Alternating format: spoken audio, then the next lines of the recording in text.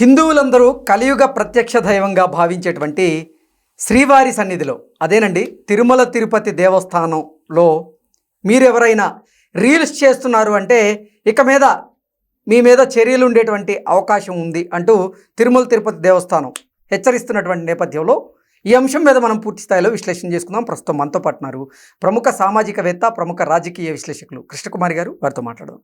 Madam నమస్తే. Madam, Tirumala Tirupati దేవస్థానంలో ఎవరైనా రీల్స్ చేయాలనుకుంటే తస్మాత్ జాగ్రత్త, ఇక మీదట వారి మీద చర్యలు తప్పవు అంటూ తిరుమల తిరుపతి దేవస్థానం వారు హెచ్చరిస్తూ ఉన్నారు. దీన్ని ఎలా చూడాలి మేడం? ఒక రకంగా మంచి పరిణామం.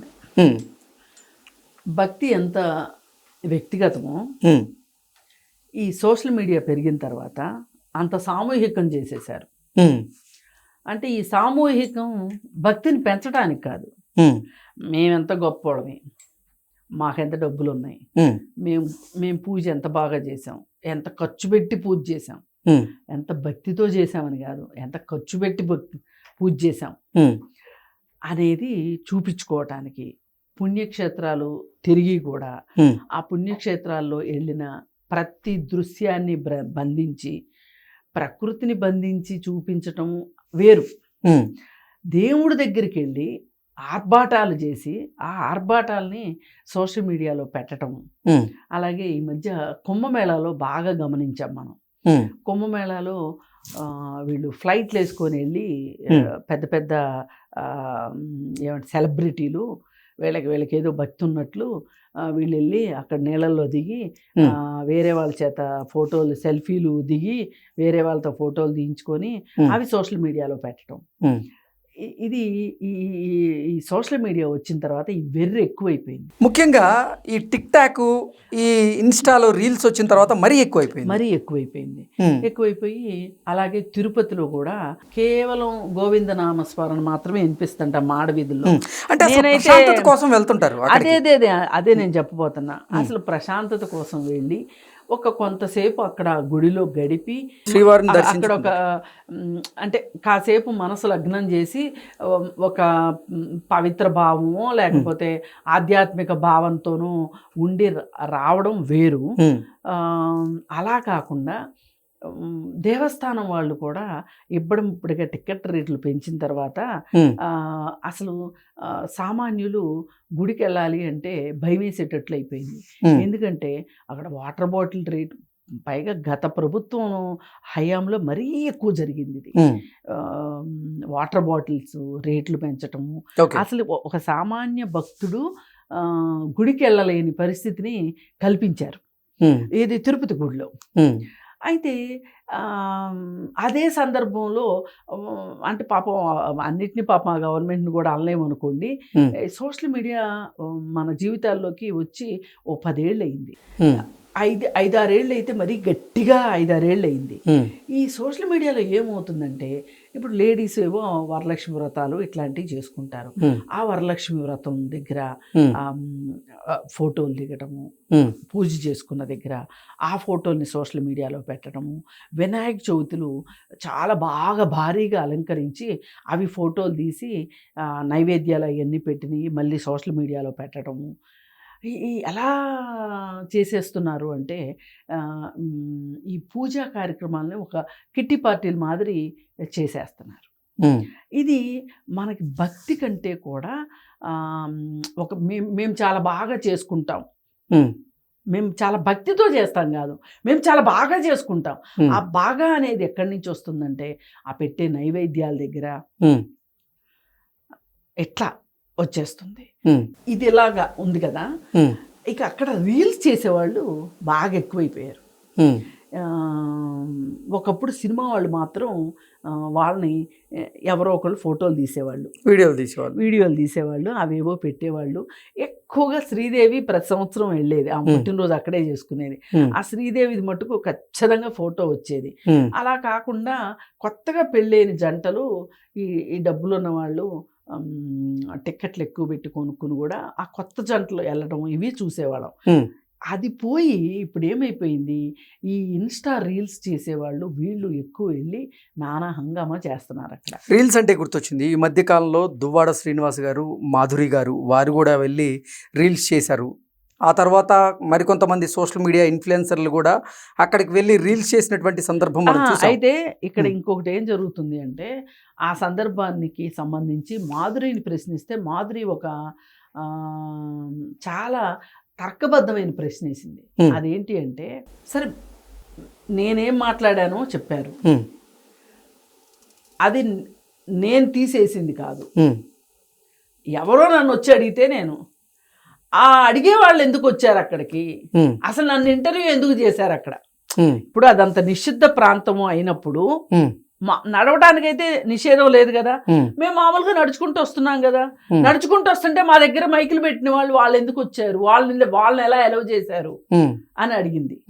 ఏది ఏమైనా సరే మొత్తానికి మంచి జలకే ఇచ్చినట్టున్నారు వీళ్ళు. వీళ్ళ దెబ్బకి అసలు మొత్తం అందరి దుకాణాలు బంద్ అయిపోయినాయి. ఏదేమైనా నేను తిరుపతికి వెళ్ళలేదు, నేను వెళ్ళబోను కూడా. అయినప్పటికీ కూడా భక్తి అనుకున్నప్పుడు భక్తి వ్యక్తిగతంగానే ఉండాలి.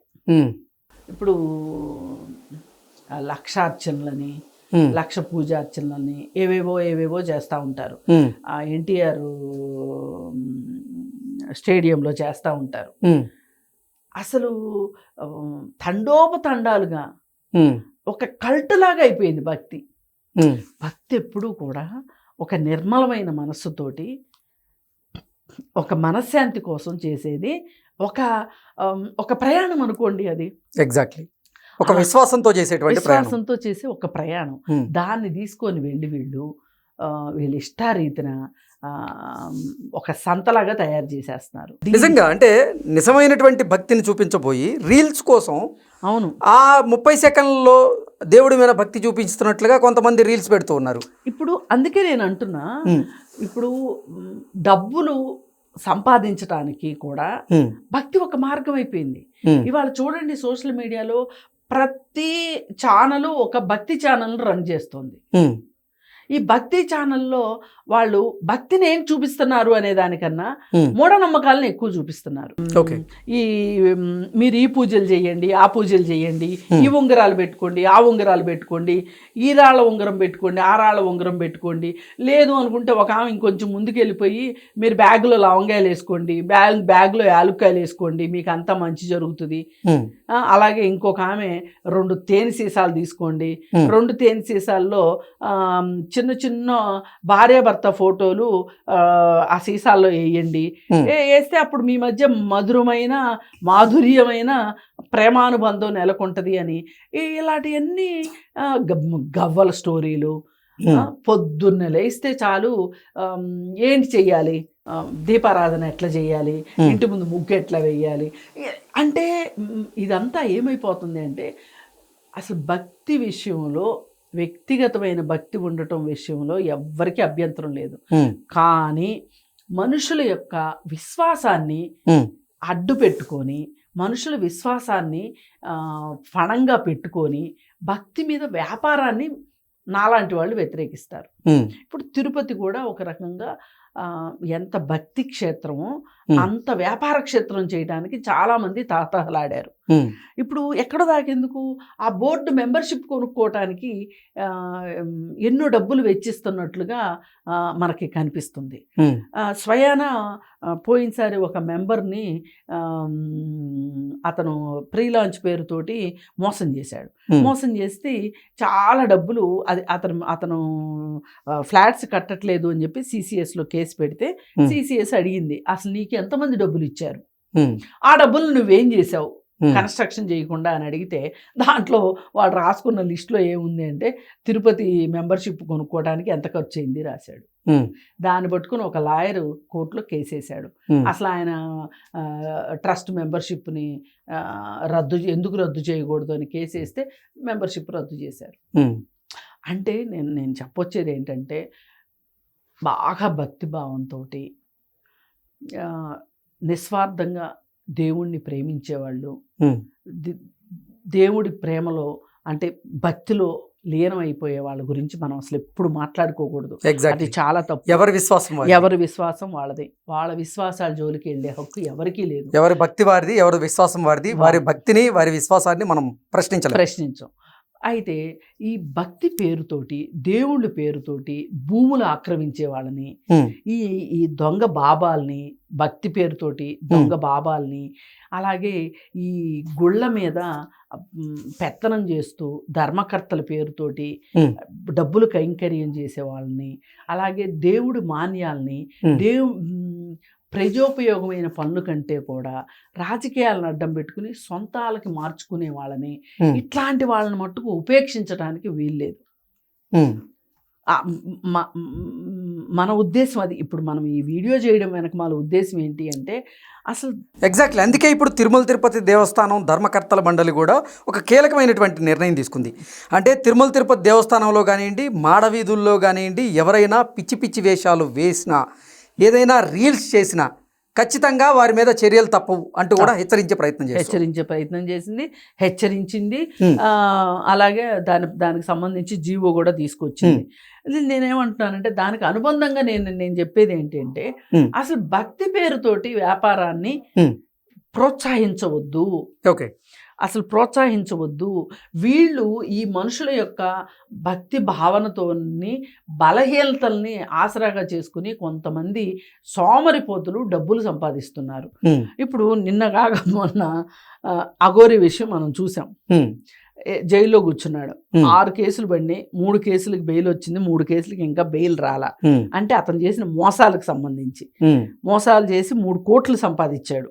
ఓకే, మామూలుగా ఒక వ్యక్తి 3 కోట్లు సంపాదించాలంటే వాడి జీవితకాలం కూడా సరిపోదు. అలాంటిది వాడు అతి తక్కువ కాలంలో సంపాదించాడు. అయితే ఇది జరిగిందా, ఇంత వార్తల్లో వచ్చిందా, మళ్ళాంటి వాళ్ళని గొంతు జించుకుని మాట్లాడామా? అయినా కానీ నిన్నగాక మొన్న చేవేళ్లలో ఒకతను ఒక బాబా వచ్చి చెప్పాడు అని చెప్పి 20 లక్షల రూపాయలు నువ్వు అక్కడ పెట్టావనుకో 5 కోట్ల రూపాయల కనక వర్షం కురుస్తుంది అని చెప్తే 21 లక్షలు తీసుకొచ్చి పెట్టాడు. 21 లక్షలు తీసుకొచ్చి పెడితే ఆ 21 లక్షలు ఎక్కడ పెట్టాడు? మనం అడవిలో పూజలు చేద్దాం పదా అని చెప్పి అడవికి తీసుకెళ్ళి అడవిలో 21 లక్ష పెట్టి ముగ్గులేసి అది చేసి ఇది చేసి ఇంతకంటే ముందే ఒక గ్యాంగ్ని అక్కడికి రప్పించుకున్నాడు 20 లక్షలు దొంగతనం చేయడానికి. 21 లక్షలు పట్టుకుని పోయాడు. వీడికి అప్పుడు 21 లక్ష పోతే గానీ వీడికి బుద్ధి జ్ఞానం రాలా. అప్పుడు పోలీస్ స్టేషన్ లో కేసు పెడితే క్షవరం అయితే గానీ వివరం రాలా. అందుకోసమే భక్తి ఎంత వ్యక్తిగతంగా ఉంటే అది ఎంత స్వచ్ఛంగా ఉంటది. Okay okay madam, thank you so much.